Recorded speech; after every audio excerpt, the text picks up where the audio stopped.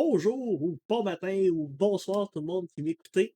Euh, c'est aujourd'hui lundi le 10 août et bienvenue à mon petit bulletin de nouvelles hebdomadaire que je fais depuis, je pense, rendu à ma quatrième ou cinquième semaine. Ça va quand même bien. Je me suis un peu amélioré, mais dans le fond, je fais ça aussi dans l'objectif de m'améliorer au niveau communicationnel puis d'exprimer un peu mieux mes idées. Et aussi, principalement, de me faire chercher sur les sujets qui m'intéressent. Ça me tient au courant, puis ça me permet de me mettre à jour puis de rester au courant des nouvelles là, qui arrivent dans mon domaine. Donc, aujourd'hui, encore une fois, ça va être la même chose. Ça va être 4 nouvelles à propos des sujets et des domaines qui m'intéressent particulièrement. Donc, une nouvelle technologique, une nouvelle à propos des jeux vidéo, une nouvelle à propos du domaine du web et finalement une bonne nouvelle là, qui vient conclure mes 4 nouvelles. C'est pas toujours évident de faire ces bulletins de nouvelles parce que des fois, je trouve une nouvelle qui touche autant le côté technologique que le côté jeu vidéo. C'est sûr que je vais aller chercher le domaine qui vaut de la nouvelle de manière générale, mais vous voyez qu'on s'entend qu'en technologie, des fois, on va avoir une innovation technologique qui va toucher et les jeux vidéo et le web, puis qu'en même temps, ça peut être une bonne nouvelle aussi. Ça pourrait arriver qu'il y ait une nouvelle qui touche les 4 domaines. Donc, pour commencer, ma première petite nouvelle au niveau technologique, c'est une nouvelle là, qui a quand même pas énormément fait de vagues sur Internet, mais c'est toujours une nouvelle qui est un petit peu polémique dans le sens que, je ne sais pas si vous connaissez le terme GAFAM, qui touche les principales compagnies du domaine technologique. OK? Fait que GAFAM, ça veut dire Google. Après ça, c'est Amazon ou Apple. C'est un l'autre. Google, Apple, Facebook, Microsoft et Amazon. Dans le fond, là, le terme GAFAM, ça touche les 5 grosses compagnies qui touchent la techno. Il n'y a pas d'autres. Il pourrait y avoir d'autres compagnies, mais c'est comme, mettons, les plus grosses. Il n'y a pas Twitter parce que c'est pas considéré comme étant dans ce lot-là. Mais, dites-vous, c'est comme les 5 grosses compagnies. Et ces compagnies-là sont bien sûr en gamme. Hein? On s'entend, là. Il y a des partenariats, c'est sûr. Il y a des échanges commerciaux. Ils n'ont pas le choix. Hein? Je veux dire, c'est des gros joueurs. Mais en même temps, ils vont se faire des petites jambettes une fois de temps en temps. Et là, ça a été une grosse, c'est Apple qui dit non à l'utilisation du App Store pour promouvoir d'autres plateformes de jeux que la sienne. Et dans le fond, ce qu'ils ont fait, c'est qu'ils ont refusé à Facebook d'inclure l'application Facebook Gaming, d'inclure les mini-jeux qu'il y a dedans la plateforme. Dans le fond, on ne peut pas jouer aux mini-jeux de la plateforme Facebook sur euh, iOS et la plateforme d'Apple. Il avait fait sensiblement la même chose avec Flash à l'époque. Là. Je vous revenez d'une de mes nouvelles là, qui parlait que Flash avait été abandonné par Apple. Ils ont fait un petit peu la même chose, puis c'était un petit peu dans le même ordre, on va dire, stratégique. Ils ont empêché Flash d'être utilisable sur iPhone. Ben, ils font la même chose avec la plateforme de Facebook.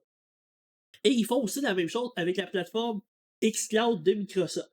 Dans le fond, on ne peut pas jouer au jeu xCloud sur la plateforme et ça l'empêche cette espèce de concurrence-là. Comment Apple justifie ça au niveau des consommateurs? Et je dis pas que c'est un mauvais argument, mais en tout cas, c'est toujours discutable. Ce qu'il dit, c'est qu'il veut empêcher les éditeurs, ben, les joueurs tiers d'avoir des plateformes de jeu pour solidifier la sécurité des utilisateurs. Dans le fond, que les gens restent sur la plateforme d'Apple. C'est sûr que c'est légitime dans un sens parce qu'il y a quand même eu beaucoup de problématiques avec les jeux Android.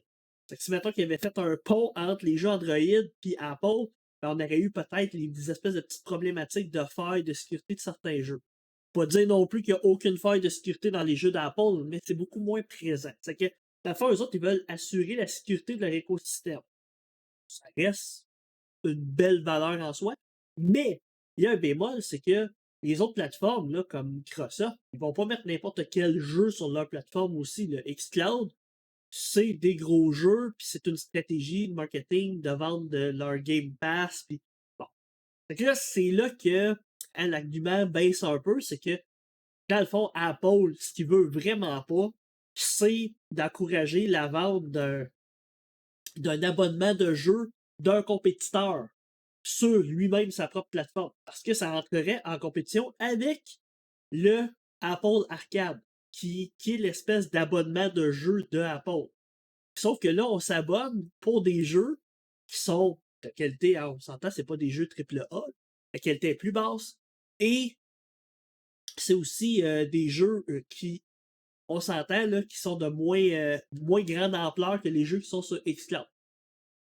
Donc, c'est sûr que Apple veut minimiser ça. Même si l'abonnement d'arcade, Apple Arcade est quand même moins cher que celle de Microsoft, ben, dans le fond, ça serait se tirer un peu de balle dans le pied que d'autoriser ça. Hein? C'est clair qu'eux, ils se coupent une part du marché de ça, hein, des revenus aussi de vente du pass, parce que c'est sûr que Microsoft aurait à donner de l'argent à Apple. Mais en même temps, ils se disent, est-ce que c'est vraiment notre marché de offrir la possibilité à des gens de jouer à des jeux Xbox sur notre plateforme?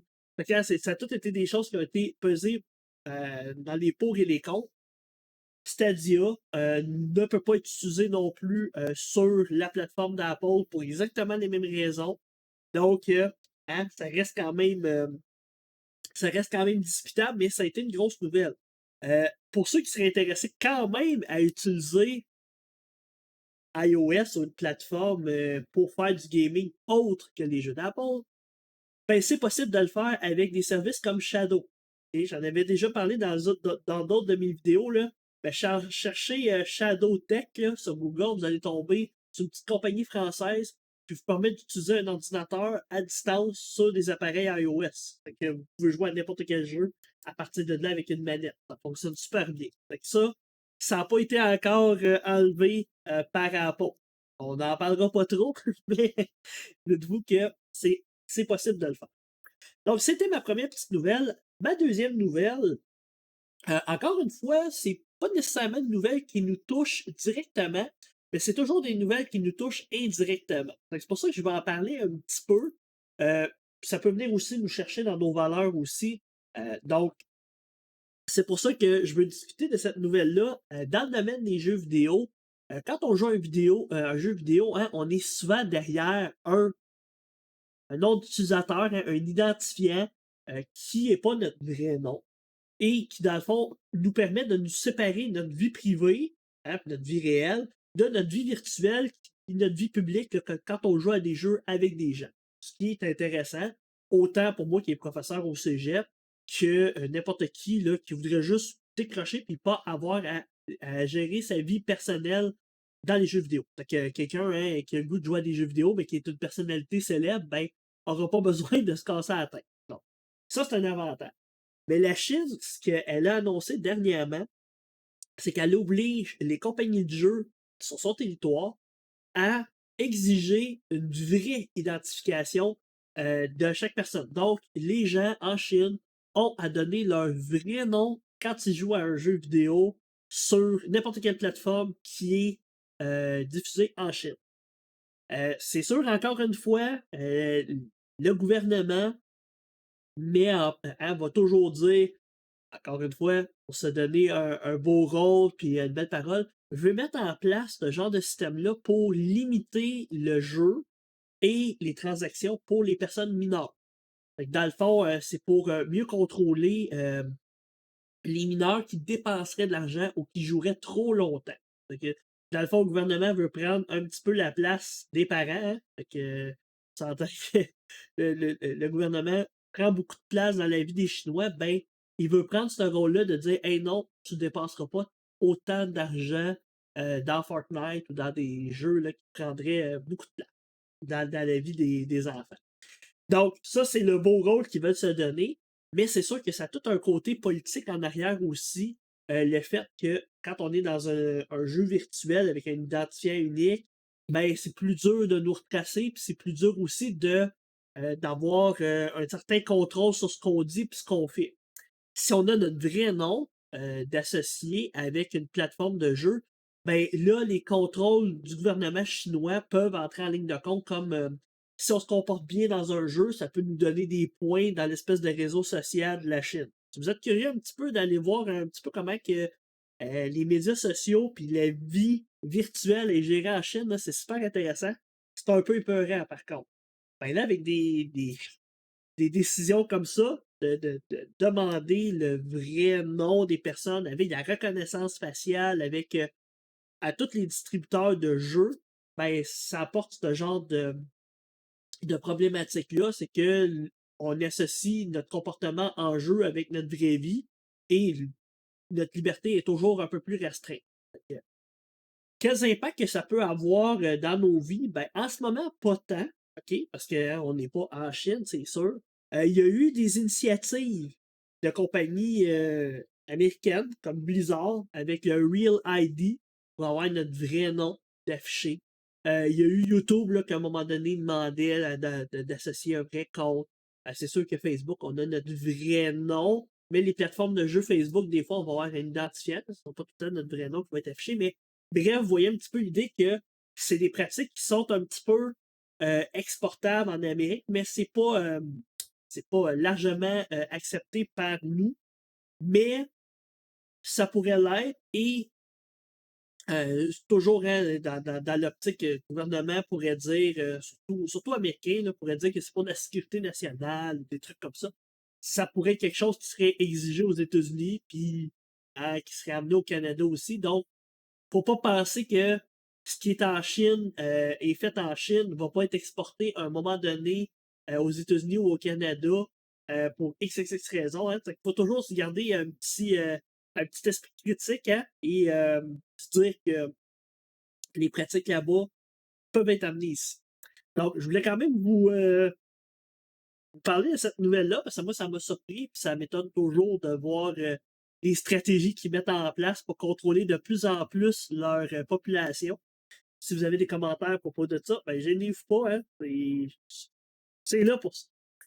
Ma troisième nouvelle, à propos du domaine du web, encore une fois, c'est une nouvelle qui touche un petit peu le domaine des technologies, mais étant donné que c'est quelque chose qui touche plus le domaine du web, ben, je le mets dans la catégorie web. Et en même temps, l'été, il n'y a pas tant de nouvelles que ça au niveau du développement web. Hein, c'est beaucoup, beaucoup plus calme. Donc, je rentre cette nouvelle-là dans cette catégorie-là. C'est pas une nouvelle qui est ultra méga récente, mais on dirait que les répercussions se font hein, au cours des dernières semaines, puis se font sont plus mis en place maintenant. C'est, on a tout entendu parler là, du mouvement Black Lives Matter avec ce qui est arrivé aux États-Unis et les impacts que ça a eu. Ben, dans le domaine des technologies, si vous connaissez GitHub, qui est une plateforme de version de logiciels open source, et beaucoup dans le domaine du web, hein, utilisé beaucoup, beaucoup dans le domaine du web. Et si vous connaissez Linux, là, qui est la plateforme, dans le fond, d'hébergement web, là, presque numéro un. C'est un système d'exploitation là, assez commun là, pour le développement web. Ben, ils ont décidé d'éliminer certains termes qui étaient utilisés dans le jargon du développement et le jargon aussi des systèmes. Les termes qu'ils veulent blacklister, là je dis blacklister, mais c'est exactement ça, là, ça a de la suite dans les idées, c'est justement les termes whitelist et blacklist. OK? Dans le fond, liste blanche et liste noire. Pourquoi? Ben, je pense que vous voyez un petit peu hein, l'idée derrière le Black Lives Matter, c'est d'enlever la connotation raciste ou de discrimination raciale avec le mot white et black. Hein. Euh, Personnellement, j'ai jamais fait l'association entre whitelist et blacklist de ces mots-là avec le fait racial, mais peut-être qu'aux États-Unis, c'est plus présent, ce genre de connotation-là. Mais que nous, au niveau personnel, puis étant donné que c'est des mots anglais, c'est peut-être moins présent, mais ils ont décidé de remplacer ça. Bon, les alternatives à ça seraient allow list, deny list ou block list. Bon, des termes qui sont quand même corrects. Je veux dire, quand même approprié. Et un autre terme qu'il voulait enlever, c'est master et slave. OK? Sur GitHub, l'espèce de version principale de nos logiciels s'appelle la master. OK? Il voudrait remplacer ça pour le terme main, pour principal. Ce que je trouve intéressant aussi, mais par contre, le terme master et slave, c'est un terme qui ça fait longtemps que ça existe en informatique. Même dans mes débuts d'informaticien, technicien informatique, quand on branchait des disques durs, on utilisait ce terme-là pour désigner le disque dur qui était principal, le master, et le disque dur qui était secondaire, mais qui était dépendant de l'autre disque dur, qui était le slave. C'était juste une espèce de métaphore pour expliquer la dépendance entre deux matériels, hein, le maître et l'esclave. Mais ça a quand même, encore une fois, des connotations raciales, racistes, et ça veut être abandonné. Bon, ça va être abandonné. Et bon, personnellement, moi, je suis pas très fan du politically correct et de tout corriger les termes dans l'optique de ne pas déplaire ou de ne pas faire de pépine de personne. Ça, c'est mon opinion personnelle. Sauf que là, dans ce terme-là, je pense que c'est pas un changement majeur. Et d'appeler ça main à la place de master, pourquoi pas? C'est juste peut-être dans des plus vieux systèmes ou des matériaux et des composants que là, commençait à tout vouloir changer, hein, j'appelle ça du pelletage de nuages. Au niveau de GitHub, je trouvais ça intéressant parce que c'est peut-être plus approprié d'appeler ça main principal que master parce qu'il n'y a plus tant le concept de slave, hein, c'est juste un terme au niveau de GitHub. Mais vous voyez que ça a quand même des impacts. C'est une décision qui est un peu politique au niveau des valeurs, mais ça a des impacts quand même au niveau du développement, au niveau de comment on fonctionne, comment les trucs sont déployés. Donc, j'ai hâte de voir comment ils vont l'implanter, mais je trouve pas que c'est une mauvaise idée. Mais en même temps, je veux dire, j'aimais toujours quand même un petit bémol sur le côté euh, bien pensant de tout changer les termes pour jamais déplaire à quelqu'un, parce qu'on va toujours déplaire à quelqu'un. Allo, tu sais, allo puis deny, ça va-tu être, y a-t-il à un moment donné quelqu'un qui va arriver puis va dire ah non, c'est des termes discriminatoires par rapport à tel sujet, puis bon. Donc, j'ai j'ai hâte de voir comment ils vont faire les changements. Je trouve que c'est intéressant de se questionner là-dessus, mais en même temps, des fois, je trouve que ça va trop loin. Ça, c'est mon petit côté. Personnellement, moi, pour avoir vécu ce genre de choses-là, mon nom d'utilisateur dans les jeux vidéo, c'est Master Jim. OK? Master Jim, Jimmy, bon, c'est mon prénom. Ben, Master, étant donné que le terme c'est maître, ben, sur PlayStation, Sony m'avait blacklisté, hein, m'avait mis sur une liste noire, m'avait banni mon nom parce que j'écrivais Master, puis ça avait une connotation raciale, puis euh, sadomasochiste. Là. Bref, j'avais eu le gros message de Sony qui m'avait expliqué que c'était pas un terme approprié. Pourtant, Master Gym, j'ai utilisé ça sur toutes les plateformes, là, Steam, Blizzard, Battle.net. J'ai toujours utilisé ce terme-là, j'ai jamais eu de problème, mais là, c'était sensible au niveau de Sony, donc il a fallu que je le change, marqué Master T-E-U-R à la place, puis ça passe. Bref, euh, je trouve que c'est toujours un peu limite, là. J'avais trouvé ça un petit peu ridicule à l'époque parce que Master, moi, dans ma tête, c'était dans l'optique de maître, dans le sens de je maîtrise le jeu. Il y avait le club des maîtres de jeu sur vidéo quand j'étais plus jeune. Puis moi, c'était comme tout un petit peu ce qu'il y avait en arrière. J'essayais toujours de maîtriser les jeux. Ça que je trouvais ça cool d'utiliser Master comme nick dans les jeux vidéo. Bon. C'était l'idée derrière. C'était pas de dire que je veux devenir le maître et vous serez tous mes esclaves. C'était pas ça. Bref, des fois, je pense qu'on essaye de donner une mauvaise pensée ou une mauvaise signification au mot. Et le terme blanc et noir, c'est pas nécessairement toujours associé à la couleur de la peau. Hein? Ça, c'est la fin de mon statement. J'ai hâte de voir quand ils vont changer le concept de boîte noire là, dans les avions, là, parce que noir, hein, c'est une boîte noire, il y a un accident. On s'entend là, que tout le monde peut interpréter ça. Fait que, on s'entend qu'on peut se rendre loin dans ce concept-là. D'enlever le mot partout, pas nécessairement pertinent. Mais c'était une petite nouvelle que je voulais discuter avec vous, avoir un petit peu aussi votre opinion, là, si vous avez des opinions à propos de ça.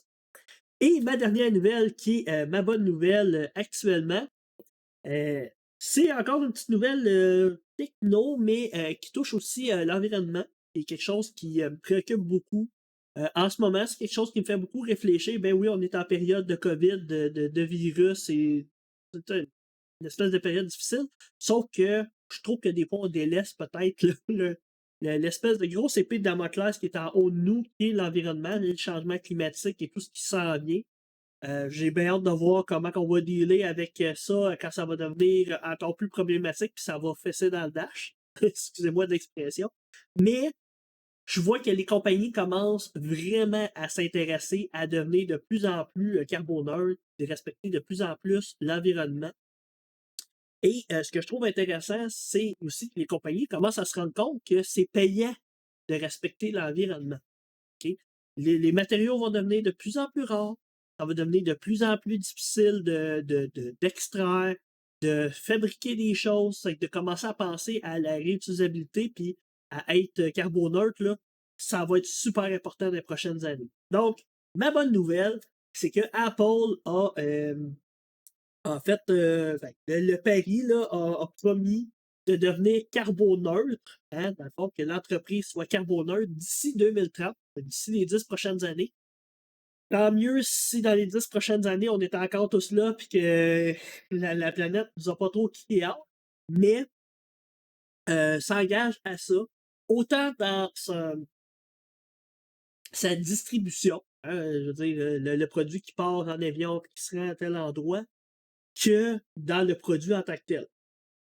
Donc, eux autres, ils ont un paquet de stratégies pour mettre ça en place, moins voyager, des énergies qui sont plus vertes, la réutilisation.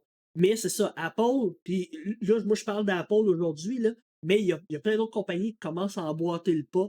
Les compagnies américaines, là, Microsoft là, commence à s'intéresser beaucoup à ça aussi, à emboîter le pas pour être carboneutre le plus rapidement possible pour justement continuer à faire des profits, puis continuer à être efficace, puis à être compétitif dans le domaine. Puis ils ont commencé à trouver plein de stratégies comme Apple a lancé une usine qui est capable de recycler des vieux iPhones, d'en produire des nouveaux. Fait que dans le fond, ça prend le téléphone, ça le détruit, ça le déconstruit, puis ça va refabriquer un nouveau à partir des pièces. Ce qui est vraiment intéressant parce que là, dans le fond, il y a plein de pièces rares dans les téléphones et qui sont un peu perdues.